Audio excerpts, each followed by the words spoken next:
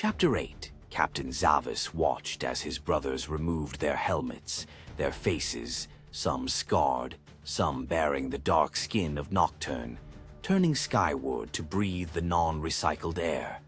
The dragons on his ceremonial robes stirred in the natural breeze, a sensation quite different from the regulated air circulation of their vessels.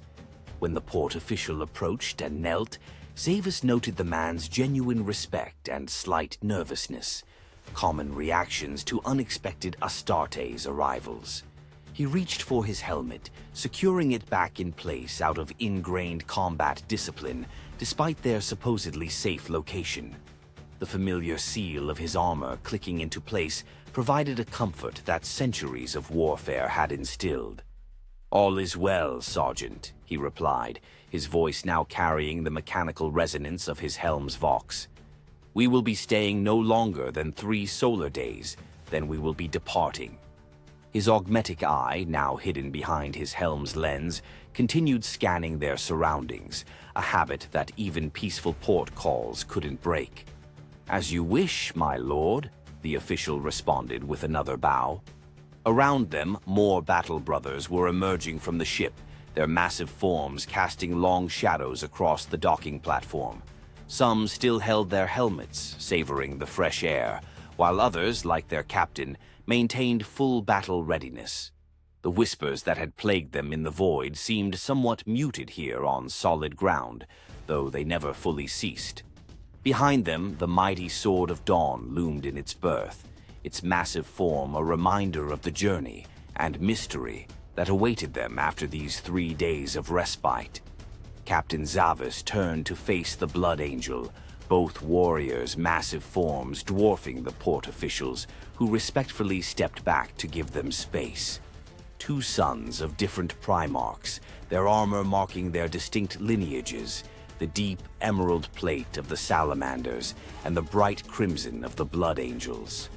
"The honor has been ours, brother," Zavis replied through his helm's vox, their hands clasped in the warrior's grip of the Astartes, ceramite gauntlet meeting ceramite gauntlet, while around them the port's activity continued at a respectful distance.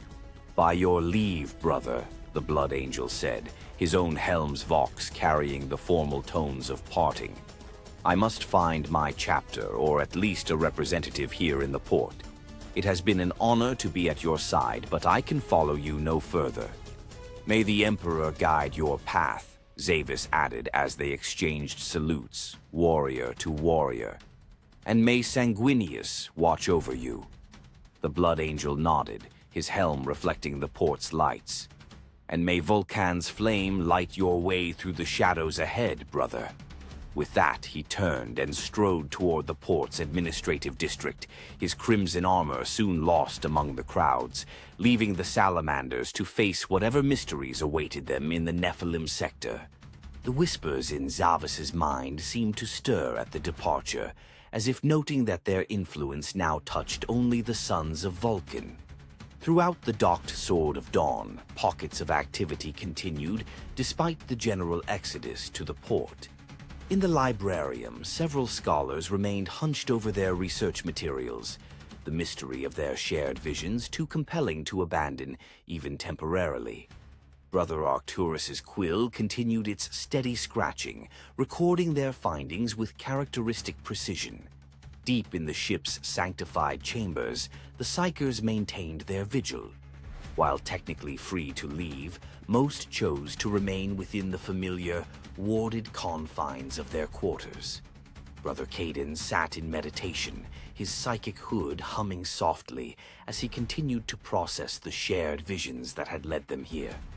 "The port's scrutiny is uncomfortable," one of the younger Psykers explained to his battle brother. "Better to remain where our gifts are understood and respected." The unspoken truth hung in the air. Even in an imperial port, their kind often faced suspicion and fear. In the research levels, tech priests and data scribes continued their work, more concerned with decoding ancient texts than experiencing planetfall. The soft glow of data slates and the whir of cogitators provided a constant backdrop to their devoted studies. Even some of the regular crew chose to remain aboard, either out of duty or habit.